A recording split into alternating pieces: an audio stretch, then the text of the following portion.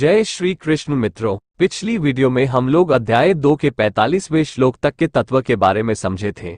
अब श्री भगवद गीता के अध्याय 2 के श्लोक 45 से आगे के श्लोकों में भगवान श्री कृष्ण क्या कहते हैं ये देखेंगे। मित्रों, गीता, गंगा और गायत्री यह तीनों ही आदि शक्ति जगदम्बा की पतित पावनी स्वरूप है।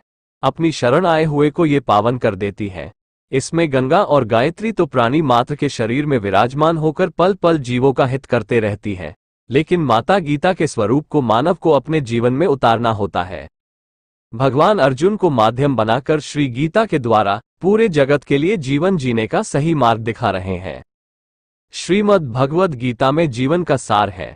ये ही एक ऐसा ग्रंथ है जिसमें किसी खास धर्म या जाति की बात नहीं कही गई है, केवल मानव जीवन जीने की कला और रहस्य बताई गई है। अगर आप एक सफल जीवन जीना चाहते हैं तो श्रीमद् गीता को जीवन में उतारने की कोशिश जरूर करें। भगवान ने अपने किसी और अवतार में गुरु ज्ञान नहीं दिया। रामावतार में सभी ऋषि मुनि भगवान श्री राम को भगवान कहते थे, परंतु श्री राम ने अपने मुख से कभी भी अपने को भगवान नहीं कहा। लेकिन भगवान श्री कृष्ण कहते हैं कि मैं ही सब कुछ हूँ, सब में मैं ही हूँ और सब मेरे में है। यही अनुभव एक आत्मज्ञानी को भी होता है। सब कुछ करने के बाद भी जब तक श्री कृष्ण के प्रति प्रेम नहीं हुआ तो आत्मज्ञान नहीं होगा। यह मेरा अनुभव भी है और मैंने अपने गुरु जी से भी सुना है। तो मित्रों, भगवान श्री कृष्ण ने गुरु ज्ञान भी दिया और उन तत्वों का उपदेश दिया जो गुरुओं और शास्त्रों के द्वारा बताया गया था, और जगत को अपने गुरु के रूप का भी दर्शन कराया।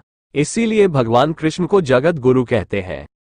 तो मित्रों, अब बहुत ही महत्वपूर्ण बातें हैं जिन्हें हर भगवत प्रेमी या सभी जन साधारण को जरूर समझना चाहिए, और इस मानव जन्म की सफलता भी इसी में है। इसलिए आप इस वीडियो को ठीक से देखें, सुने और अच्छी तरह समझें। अगर कुछ असमंजस हो तो दोबारा देख लें। और इस पूरी श्रृंखला में भगवद गीता के अध्याय 1 से पूरी श्री गीता के ज्ञान का सार तत्व मिलेगा, जिसका गीता ज्ञान नाम से एक अलग प्लेलिस्ट है। चैनल पर जाकर उसमें आप अगले या पिछले भाग को भी देख सकते हैं। अगर आप इस पूरी श्रृंखला को ठीक से समझ गए तो मेरा दावा है कि आप इस ब्रह्मांड में जीव, माया और ईश्वर के काफी रहस्यों से परिचित होकर ईश्वर का सानिध्य महसूस करते हुए एक सफल जीवन जीने में सफल होंगे। और हाँ, इसी चैनल पर आत्मसाक्षात्कार नाम से दूसरा प्लेलिस्ट के वीडियो को भी जरूर देखिए।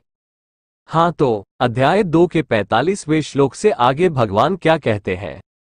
फिर 46वें श्लोक में कहते हैं कि हे अर्जुन, जैसे सब ओर से परिपूर्ण जलाशय के प्राप्त हो जाने पर छोटे जलाशय में मनुष्य का जितना प्रयोजन रहता है, वैसे ही ब्रह्म को तत्व से जानने वाले ब्राह्मण का समस्त वेदों में उतना ही प्रयोजन रह जाता है।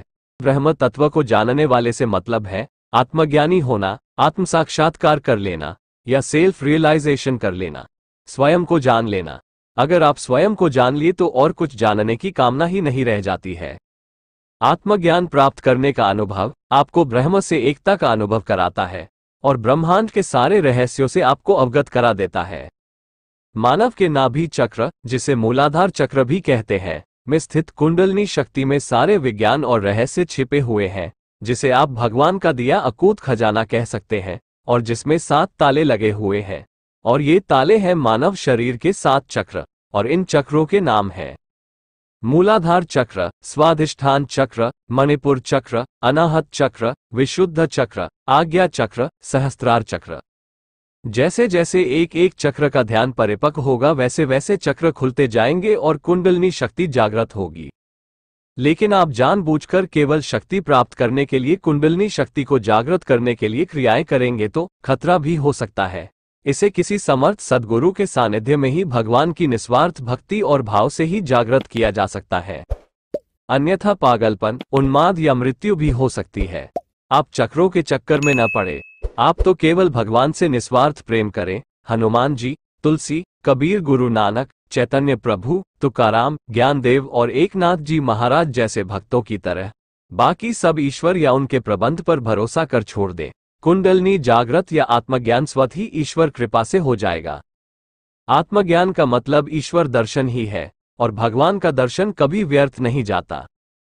तो मित्रों, भगवान कह रहे हैं कि इस तरह ब्रह्म को तत्व से जो जान गया उसे वेदों और शास्त्रों से मतलब नहीं रह जाता, क्योंकि वह वेदों और शास्त्रों का मूल समझ जाता है। इसका मतलब यह नहीं कि आत्मज्ञान होने के बाद वेदों और शास्त्रों का अध्ययन करना ही नहीं है, बल्कि आत्मज्ञान होने के बाद अध्ययन करें तो आपके अनुभवों की पुष्टि हो जाती है। मैं स्वयं आत्मज्ञान होने के बाद सालों तक ऐसे ही घूमते रहा। मुझे ऐसा लगता था कि जो कुछ मैंने अनुभव किया है वो है तो अति विशिष्ट, लेकिन इस जगत से बहुत कुछ अलग है, जिसे किसी को बताने पर पागल ही समझेगा। फिर कुछ लोगों ने गुरु दीक्षा दिला दी। जब सत्संग में जाने लगा तो पाया कि जो गुरु जी को अनुभव हुआ है वही मुझे भी हुआ है। फिर शास्त्रों में भी ढूंढना शुरू किया, शास्त्रों में भी वही है। मित्रों, अगर आप आत्मज्ञान प्राप्त करने के जिज्ञासु हैं तो इसी चैनल पर आत्म साक्षात्कार नाम से एक प्लेलिस्ट है, जिसमें मुझे आत्मज्ञान कैसे प्राप्त हुआ इस विषय पर मेरी आध्यात्मिक आत्मकथा है, जिसमें बिना किसी मिलावट के आध्यात्मिक अनुभवों का वर्णन किया गया है, जिससे बहुत कुछ ज्ञान मिलेगा आपको। आप उसे देख सकते हैं।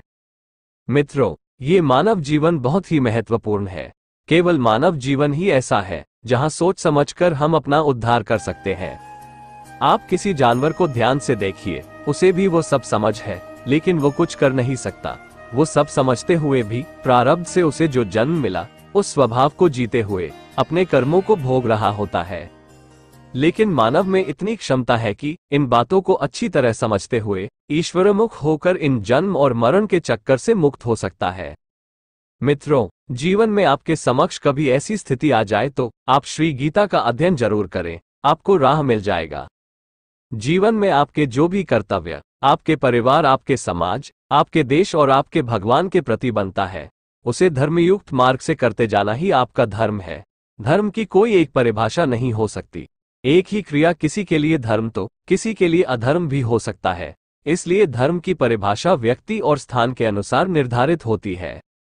ये समझ लीजिए कि जिस दिन से आप अपने कर्तव्य पथ पर ईश्वर का नाम लेते हुए करो या मरो के भाव के साथ खड़े हो जाएंगे, उसी दिन से आप कर्मयोगी के पथ के योगी हो जाएंगे और सफलता आपके कदमों में होगी।